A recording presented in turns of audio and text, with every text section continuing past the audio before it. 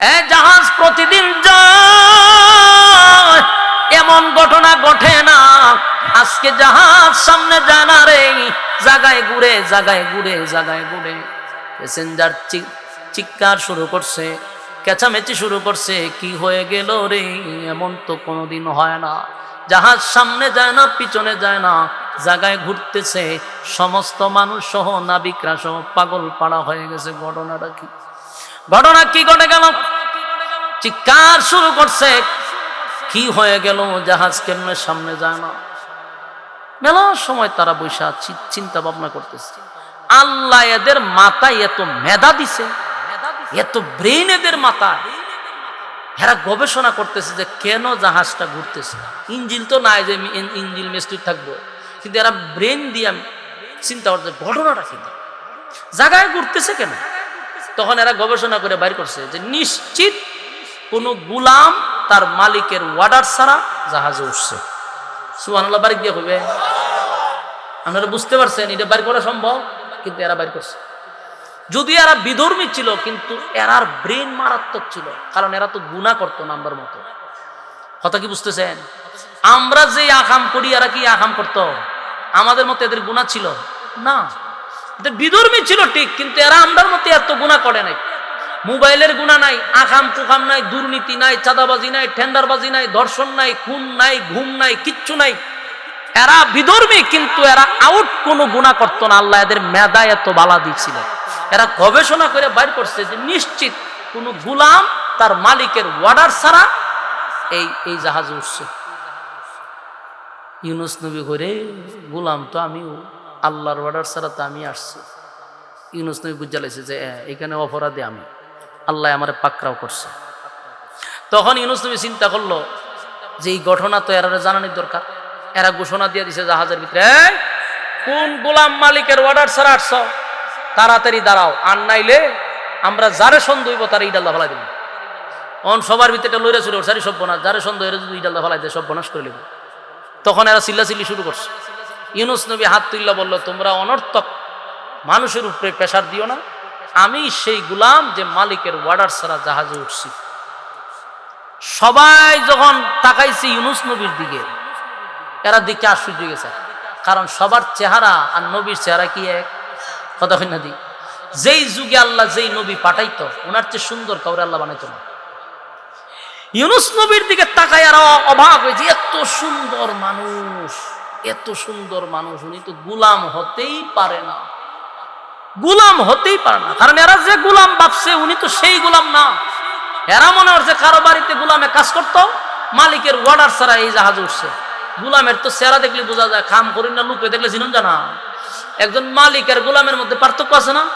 চেহারা দেখলে বোঝা যায়। ইউনুস নবীর চেহারা তো নূরে একেবারে ঝলমল করতেছে, চেহারা এত সুন্দর, এই লোক তো গোলাম হতে পারে। সমস্ত জাহাজের মানুষ বলে যে কখনো না, আপনাকে যদি আমরা ইডাল দিয়া জাহাজ থেকে ফালাইয়া দিই, তো এখন তো জাহাজ পানির উপরে ঘুরে, আর আপনারে ফালাইলে জাহাজ পানির নিচে ঘুরব। আমরা এই ভুল করতে রাজি না। এখন এরা বিশ্বাসও করে না। এখন হয়তো কি করবা, আমরা লটারি দিব, লটারিতে যার নাম উঠবো তারে আমরা 2-3 জনে দুইটা সাগরে ফালাই দিব। এই লোকটারে ফালাইলেই জাহাজ সামনের দিকে চলবে। সবার নাম দিয়া লটারি ধরবো। লটারির যে টান দিছে, সর্বপ্রথম ইউনুস নবীর নাম হয়েছে। সুবহানাল্লাহ, কি করবে, খান নাম হয়েছে।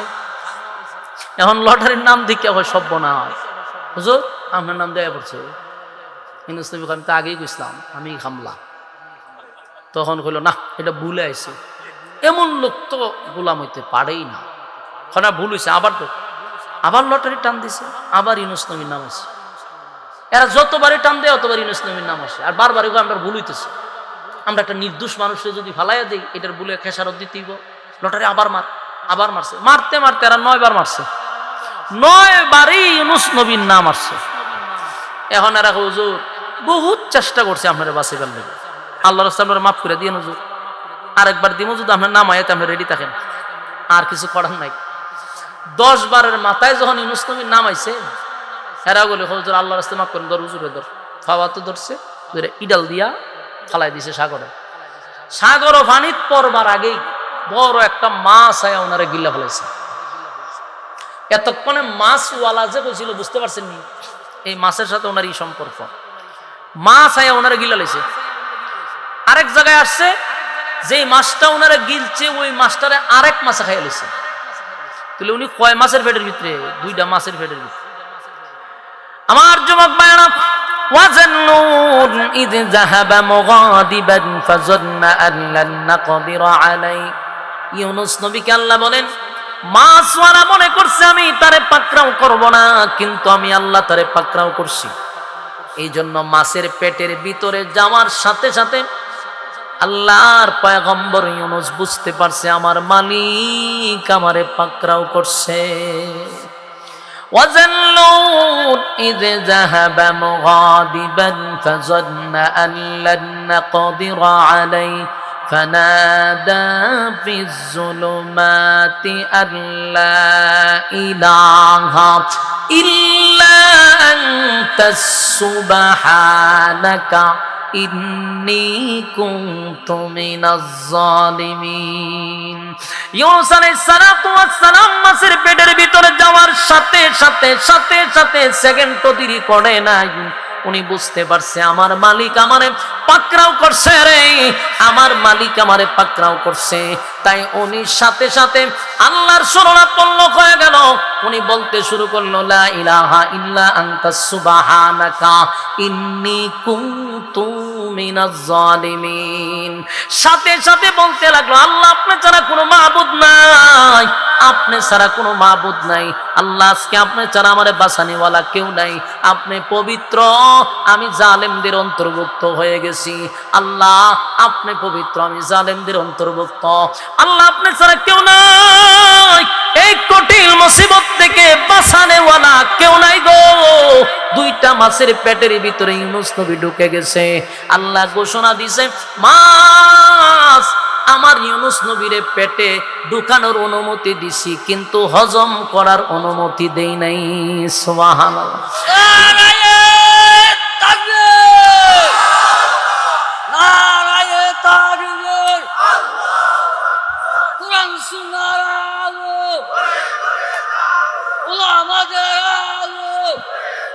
সম্মানিত সুধী, এবার দেখেন ইউনূস আলাইহিস সালাতু ওয়াস সালাম যখন মাছের পেটের ভিতরে ঢুকলো, আল্লাহ অর্ডার দিছে হজম করার শক্তি আমি মাছকে দেই নাই।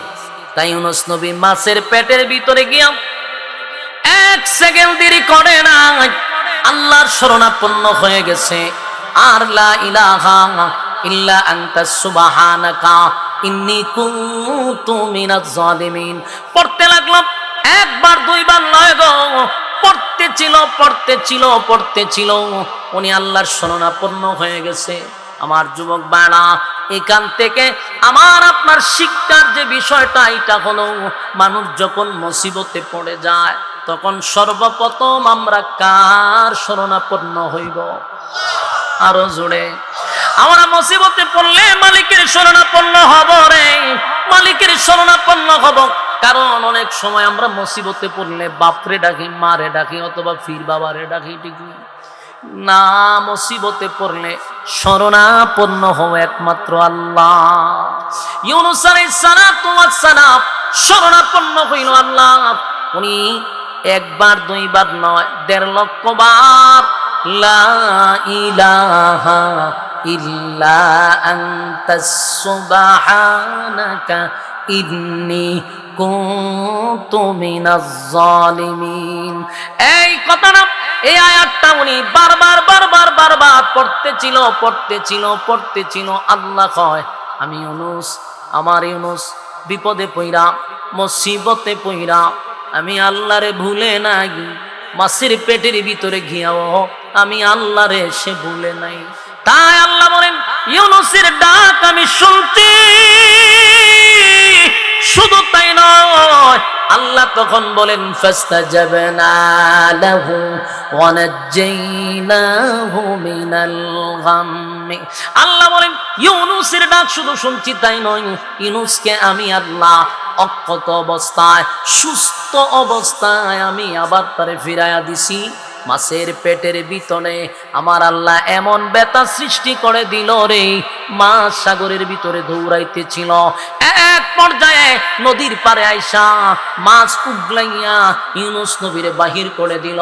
ইউনুস নবী মাছের পেটের ভিতরে ছিল 40 দিন। বলুন কয় দিন? এক চিল্লা লাগাইল মাছের পেটের ভিতরে 40 দিন আল্লাহ এই মাছের পেটের ভিতরে রাখছে। জবাব দেন, মাছের পেটের ভিতরে গেলে কি কোনো মানুষ বাঁচতে পারে? সাপের পেটের ভিতরে গেলে কেউ বাঁচতে পারে? আল্লাহ যদি রাখতে চায় পৃথিবীর কেউ মারতে পারে? কথা হইন না, রাখে আল্লাহ, মারে কে? ইউনুস নবী পেটের ভিতরে চলে গেল, কিন্তু মাছের পেটের ভিতরে এমন বেদনা এমন ব্যথা শুরু করছে, মাছ ইউনুস নবীরে উগলায়া ছেড়ে দিছে। এবার ইউনুস আলাইহিস সালাতু ওয়াস সালাম মাছের পেটের ভিতর থেকে বাহির হওয়ার পরে আমার মালিক ইউনুস নবীর জন্য খাবারের ব্যবস্থা করছে। মরুভূমি আর সাগরের বালুর মধ্যে আল্লাহ কুদরতি ভাবে 2টা খেজুর গাছের ব্যবস্থা করছে। সেখানে খেজুর গাছের খেজুর ছিল, খেজুর পাকে আর ইউনুস নবীর নিচে পড়ে। উনি উঠতে পারে না, দাঁড়াইতে পারে না। অনেক দিন ধরে আলু বাতাস না থাকার কারণে শরীরটা দুর্বল হয়ে গেছে। তাই উপর থেকে খেজুর পড়ে, সেটা উনি খায় আর মিষ্টি পানির ব্যবস্থা আল্লাহ করে দিছে। পানি পান করে, খেজুর খায়, আস্তে আস্তে সুস্থ হয়ে গেছে। সুবহানাল্লাহ। আমার যুবক ভাইরা, ইউনুস আলাইহিস সালাতু ওয়াস সালাম ওনার ভুল উনি বুঝতে পারছে। ইউনুস নবী বারবার বলছে, আল্লাহ আপনি পবিত্র, আমি জালেমদের অন্তর্ভুক্ত। আল্লাহ আমি অন্যায় করছি, আমি ভুল করছি, আমার ব্যক্তিগত সিদ্ধান্ত নেওয়া ঠিক হয় নাই। আল্লাহ কই, ইউনুস যেইভাবে ইউনুস আমার কাছে কানতি মিনতি করছে এবং আমার শরণাপন্ন হয়েছে, আমি আমার ইউনুসরে আবার ফিরাইয়া দিছি। যুবক ভাইরা, এখানে একটা কথা হলো, ইউনুস নবীরে ফিরাইয়া দিছে, শুধু তাই নয়, শেষের অংশে আল্লাহ বলেন, ওয়া কাযালিকা নুজিল মুমিনিন। কিয়ামত পর্যন্ত যদি কোন মুমিন বান্দা অথবা বান্দি মুসিবতের মধ্যে পড়ে, আমি আল্লাহর শরণাপন্ন হয় রে, ওয়াদা দিলাম তাদেরকেও আমি উদ্ধার করব। কিয়ামতের কঠিন ময়দানে আল্লাহ জানায় দে, বন্ধু মুসিবতে পইরা যারা আমার সাহায্য চাইছিল, আমি আল্লাহ তাদেরকে উদ্ধার করছি। আমার যুবক ভাইরা, খাটিঙ্গার ভাইরা, মুসিবত আসবে, বিপদ আসবে, শরণাপন্ন কার হব? জুরে কন। কোন বাবার কাছে চাইব না, কোন মাজারের কাছে চাইব না, কারো কাছে মাথা নত করব না। বিপদ আসবে, চাইব কার কাছে? আল্লাহর শরণাপন্ন হব। ইউনুস আলাইহিস সালাতু ওয়াস সালাম মাছের পেটের ভিতর থেকে বাহির হইয়া বুঝতে পারছে, আমার অন্যায়, আমার অপরাধ, আমি আমার মালিক আমারে পাকড়াও করছিল, তাই 40 দিন মাছের পেটের ভিতরে রাখছে। সন্তান হারাইল, স্ত্রী হারাইল, সব হারাইয়াও ইউনুস নবী আল্লাহর শরণাপন্ন। আর বলে, মালিক আমি যেই ভুল করলাম আমি সেটা আবার সংশোধন করব। আমি আবার নিনুয়া নামক শহরে যাব, আবার কালেমার দাওয়াত দিব। তারা যদি আমারে হত্যা করে কোনো অসুবিধা নাই, আপনার দিনের দাওয়াত দিতে গিয়া আমি যদি শাহাদাত বরণ করি আমার মনে কষ্ট নাই, কিন্তু আমি নেক্সট টাইম আর এই ভুল করতে চাই না। আল্লাহ আমি আবার নিনুয়া নামক শহরে যাব, সেখানে আবার কালেমার দাওয়াত দিব। কিন্তু ইউনুস নবী তো জানে না নিনুয়া নামক শহরের মানুষ ওনার জন্য পাগল হয়ে আছে। সব মানুষ যে কালেমা পড়ছে উনি তো আর জানে না, ঠিক না বেটি? উনি রেডি হইল। ইউনুস আলাইহিস সালাতু ওয়াস সালাম সুস্থ হওয়ার সাথে সাথে উনি এক বাক্যে দাঁড়ায়া গেছে যে আমি যাব নিনুয়া নামক শহরে কালেমার দাওয়াত দেওয়ার জন্য। তার মানে ওনার ভিতর সহি, নিয়ত সহি, উনি আবার সেখানে যাবে। ওনারে হত্যা করলেও উনি আল্লাহর দ্বীনের দাওয়াত দিবে। এই যে পরীক্ষাটা মালিক করলো রে, 40 দিন মাছের পেটের ভিতরে রাইখা বাহির করার পরেও ওনার দিলের খবর আল্লাহ জানে। আল্লাহ কয়, আমার ইউনুস পরীক্ষায় ফার্স্ট ডিভিশনে পাস করছে।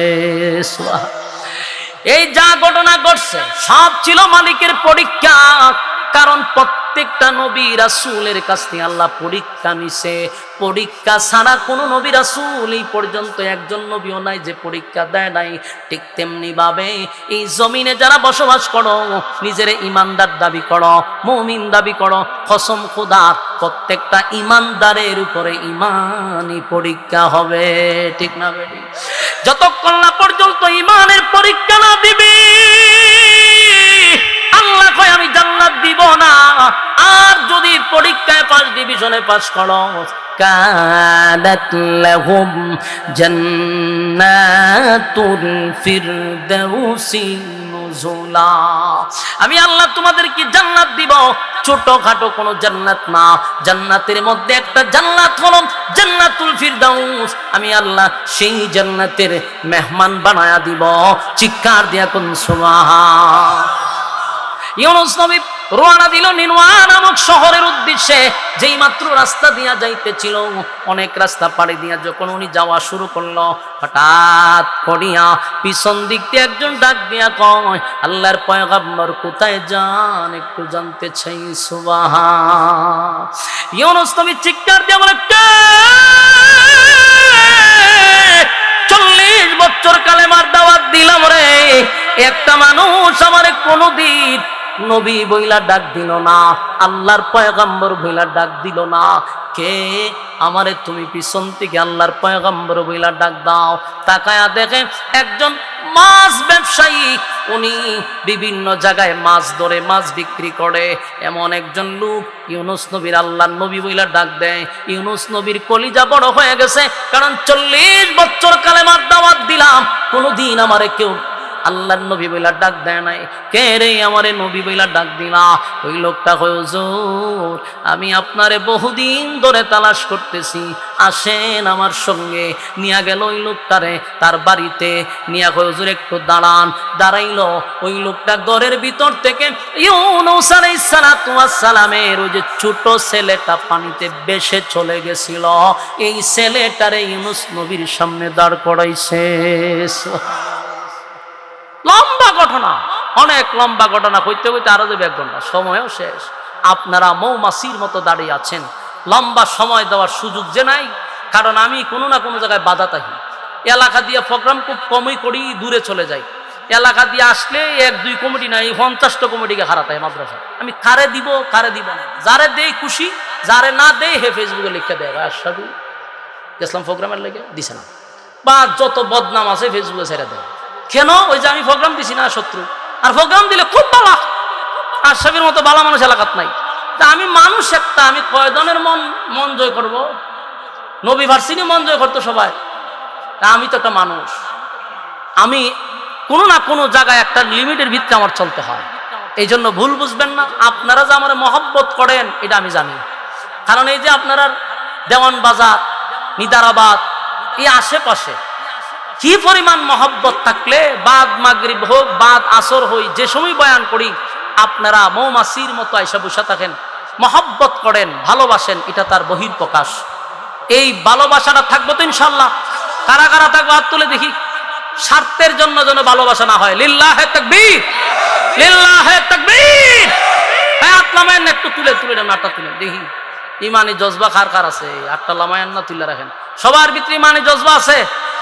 হ্যাঁ, পরীক্ষা করতাম নেই, করে নিতাম। বিসমিল্লাহ শুনছেন, পকেট 8টা ঢুকানছেন, ঢুকান, ঢুকাইয়া যা আছে বাইর করেন, যা আছে বাইর করেন, দিকে লই।